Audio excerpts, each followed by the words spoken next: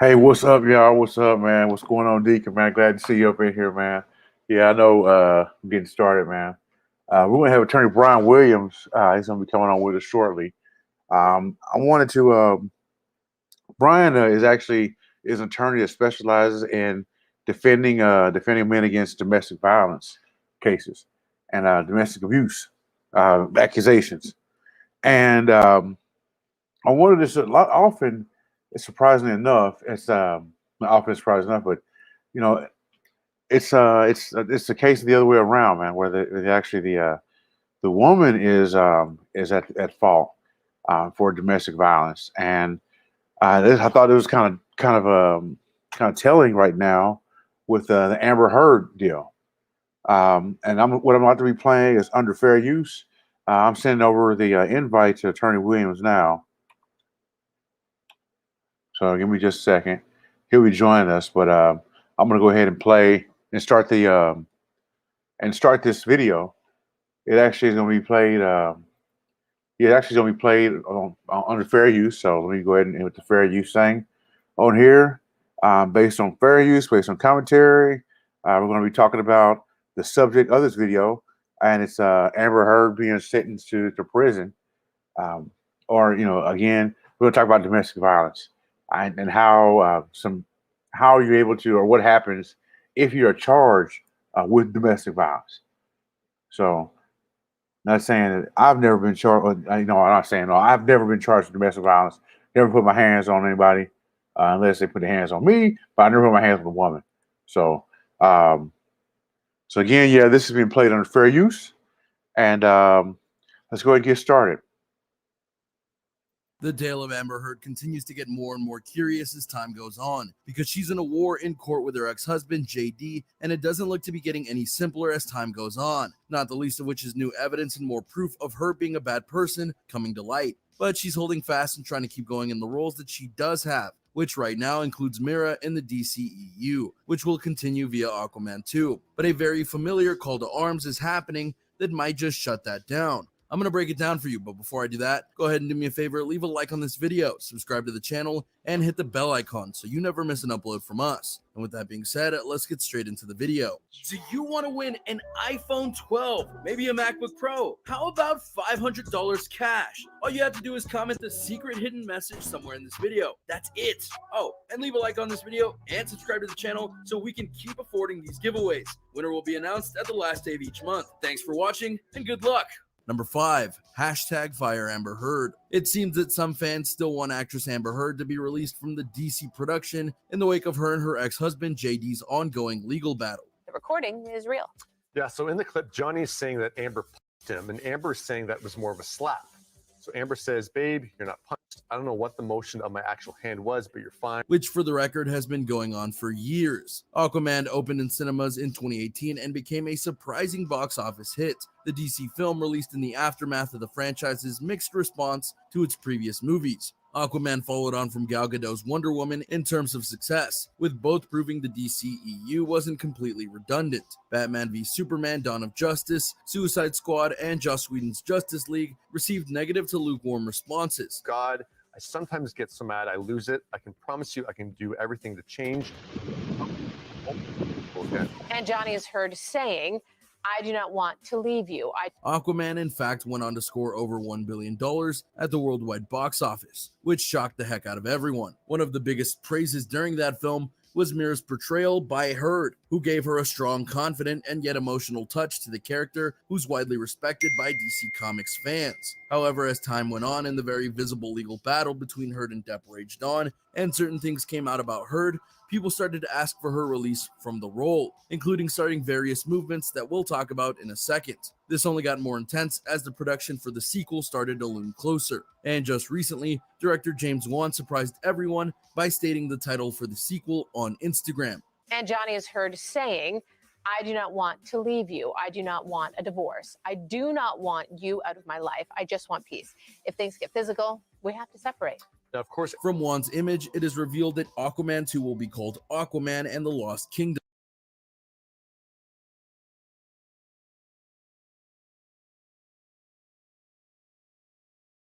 While this and more proof.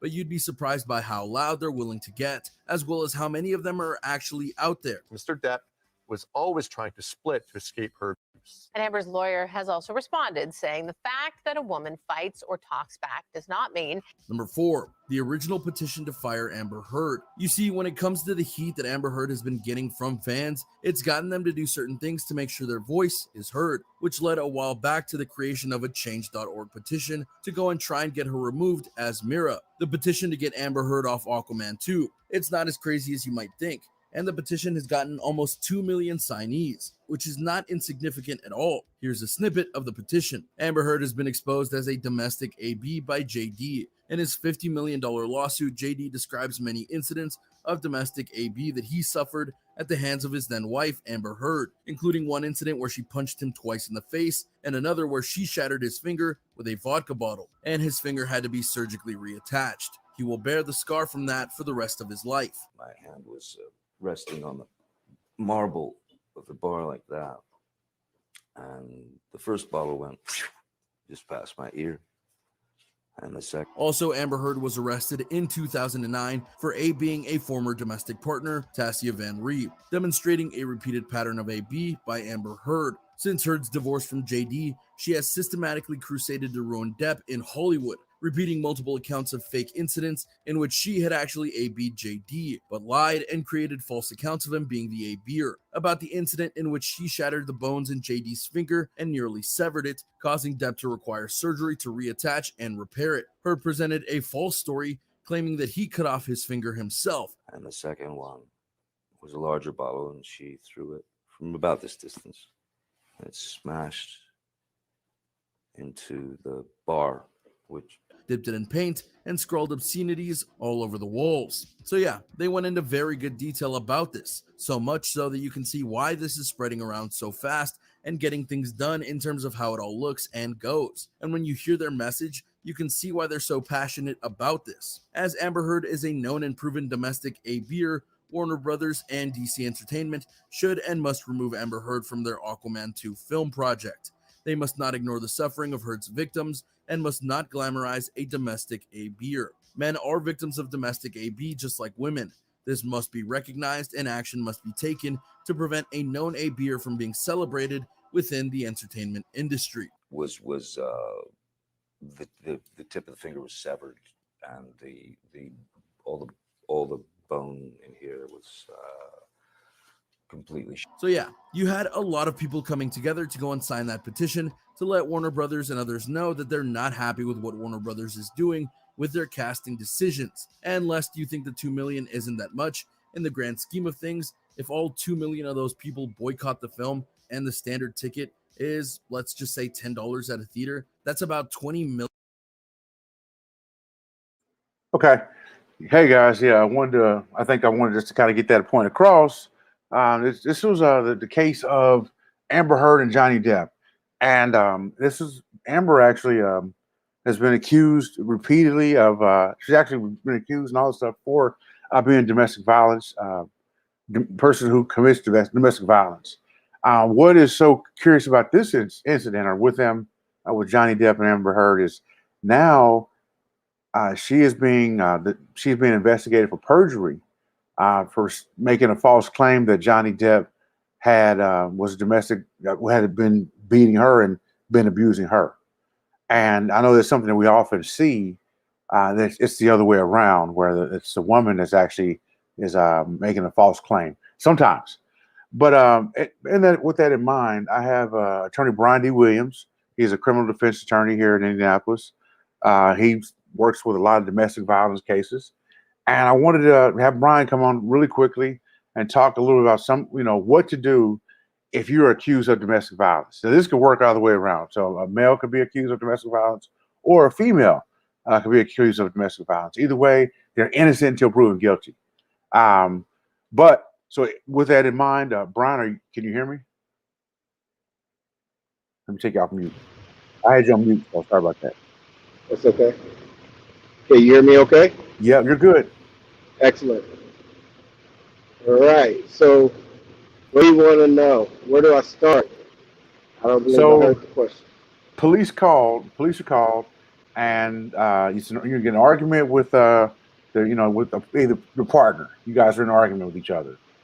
Police are then called. The neighbors hear the screaming and yelling goes on, dishes getting broken or whatever, and when police come and your partner says he or she hit me. Yeah. Well, that's not the case. Tell us how do you handle that? What happens next? Kind of what does that look like? Well, let's just start here. You insinuated within your fact pattern, or you inserted into your fact pattern a very important fact or step, which was the neighbor's call. Which, if you or your spouse, if you have any hope of trying to salvage that relationship, if you have children, if you have anything of that nature, and you're able to walk away from that circumstance before the police are called, then that's absolutely the first step. Because here in Indiana, once they're called, it's going to be a problem, and a lot of times somebody is going to go to jail, at least in Indiana. If the police are called, let's say, by giving your fact pattern, the police are called by a neighbor. I think the first thing that you hope doesn't occur is that nobody says anything to the police and just say, hey, we were just in an argument. But if your spouse, significant other, living partner says, hey, he was pushing on me or he grabbed me, in Indiana, all the police need is an allegation that someone was touched in a rude or insolent or angry manner for a battery. And if they can prove that occurred to someone that they in between, or if the person who was the alleged batterer was in a relationship, was living with the person, was having shared a residence, had some type of relationship, sexual or otherwise, that is demonstrable, then that's going to be a domestic right there. Also, battery causing injury doesn't actually require any real injury. In Indiana, injury can be defined as pain. So generally what the police will do is ask the person if it hurt. Person not knowing, a person who's talking to the police normally say, yeah, it hurt, it caused me, they'll say, did it cause you pain or discomfort? And most times people say yes. That's one of the elements. That's going to go into the affidavit of probable cause in connection with the charges. So that's the problem right there. They've already established that potentially a domestic has occurred. A lot of times when that happens, if it's your spouse or significant other, and they say something like that, and they don't know, unlike the Marvel situation where the woman was clearly just flat out lying. But in a situation where there's an incident between a couple and it gets physical and something is said, a lot of times they don't know that their significant other is actually going to get arrested, that there's going to be potentially a bond that's going to need to be paid. Then in connection with the bond, there's going to be a no contact order that's going to be issued by the court as a matter of course. So when the state actually files the case, which will generally be within 72 hours or so, 72 business hours, they will automatically file a request for a no contact order. And unfortunately, what that involves is that generally, if you have children, that will generally keep you away from, it'll keep you away from that person, but it'll generally potentially keep you away from your house and your children. So people that have been accused of domestic violence all too often end up staying with somebody else or trying to figure out a place to live, not having their clothes and their items. You almost have to get an attorney involved just to be able to live some kind of life. There's all types of ramifications. I know you haven't asked me a question. I'm kind of going through a bunch of stuff that really occurs once based upon this simple scenario that you've given me. Are you Right. Yeah, still you're with me? fine. Yeah. You're fine. You're fine. I'm listening. Yeah. So the problem with that again is now you have to pay a bond. You have to get your stuff.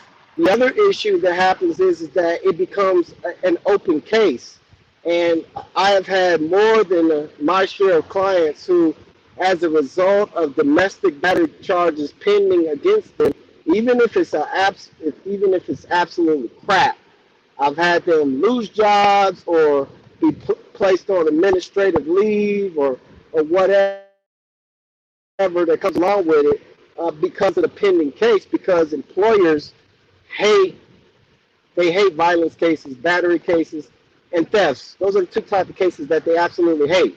You know, OWI, you probably still keep your job, or DUI, or whatever you want to call it. But domestic case is going to cause you problems with your job as well if they ever find out, which becomes problematic. Don't be in a situation where you're looking for a job, because that is going to become an absolute obstacle potentially to you getting a job. You may get it, and they may at some point come across it within 3 weeks, and you more likely will be terminated. So there's a lot there when it comes to these cases. They're loaded full of little bombs and little life changers that affect people for a very long time. Okay. Go ahead. So step one, like what's the very first thing? Is it call an attorney? Is it try to get out of jail? Is it call your mother? What's the first thing you do? well, you're not going to be able to normally call an attorney unless you have an attorney on retainer Okay. that's going to be ready to rock and roll if you get into some type of situation, which I would always recommend. You never know. Right. But normally it's going to be a surprise. It's not going to be something that was planned. Potentially you go into custody. You're going to, at some point later on that night, you're going to go in front of a judge, depending on your criminal history. They're more than likely going to release you on your own recognizance or release you on GPS monitoring with a no contact order. So as soon as you're able to get out, obviously you need to contact an attorney, because you get out, you're not going to be able to go home. You're going to be advised of the no contact order prior to your departure, Right. because the state will have been in the process of filing it. That's like an immediate filing. Um, so yeah, you want to get on the phone with an attorney as soon as possible. Although you cannot contact that person, an attorney can assess, whether or not this person wants to see these things move forward. Now, this leads me to another point. In Indiana, it doesn't really matter whether or not the person desires to. A lot of, what people use is, oh, she pressed charges. No, she didn't press charges. All she did was she opened up her mouth, or he opened up his mouth, whomever it may be. They spoke to the police, and then it was, once the police, what they did is they turned it over to a detective. Detective follows up with the alleged victim. The detective then turns it over to the prosecutor's office. If they feel like that the questions have answered the elements of the charged offense or of the potential offense, then they will charge it, whether or not the alleged victim wants it to go forward or not. That's just how things work in Indiana. So obviously, the only person that can actually get in contact with that alleged victim is an officer of the court, who is the attorney. If you try to contact the alleged victim through even a third party that is not an officer of the court, then you could be in violation of a no contact order, which would be a separate charge of invasion of privacy, which could lead to you being taken into custody again and being held in deadlock, even potentially, if the state can prove that you will contact your danger or a threat to the alleged victim, or that you are somehow threatening the alleged victim. Still Okay. there, D? Yeah, I'm here. I was just put up a statistic. 20% of marriages have at any one time have a domestic violence accusation. So it's something that I'd like to explore a little further. And I know, Brian, you've been, you were gracious enough to to jump on with us real quick on your way to go take care of stuff with the kids, which is fantastic. I've got just a couple of minutes. Sorry about yes, that. you just got just a couple minutes. So I really appreciate your time. So hopefully, we'll be able to get back on and kind of go a little more in depth about this. And let's run through some scenarios. But I wanted to kind of kind of hit the iron while this was hot, while this was something that was kind of out there, and that's pretty much it. So thank you so much, Brian. I really appreciate it. Absolutely, and I don't mind kind of trying to jump back on. How long are you going to be doing broadcasts here today? I'm solely on you. So you tell me, hey, Darren, we can jump back on. We'd be more than happy to just fire this thing right back up. We can jump right back on. Yeah, I believe I probably jump back on here in a few minutes. I just need to get to a proper location, and I can reach back out. There's some more things that I could touch on regarding this issue. Like I said, it's pretty loaded, and I would never be able to say everything that occurs because each and every situation is different. But yeah, I'd be happy to talk more on it. Okay, cool. So guys, there you have it, guys. We're more than likely we'll be firing it back up in the next few minutes. So go get some popcorn because everything that Attorney Brian Williams says, man, is very it's intriguing, it's compelling, it's interesting to say the least. So if you think that you might need if you've been accused of domestic violence or you're looking for a criminal defense attorney, definitely just type in Blerdplanet.com. You go to or domestic violence attorney, Indiana, domestic violence attorney Brian Williams should be showing right up. And and then you can just click on him and he'll be more than happy to help you out, I'm sure. So let's talk again in a few minutes. Okay, sounds good. I will talk to you soon. All right, thanks, Bye. Okay.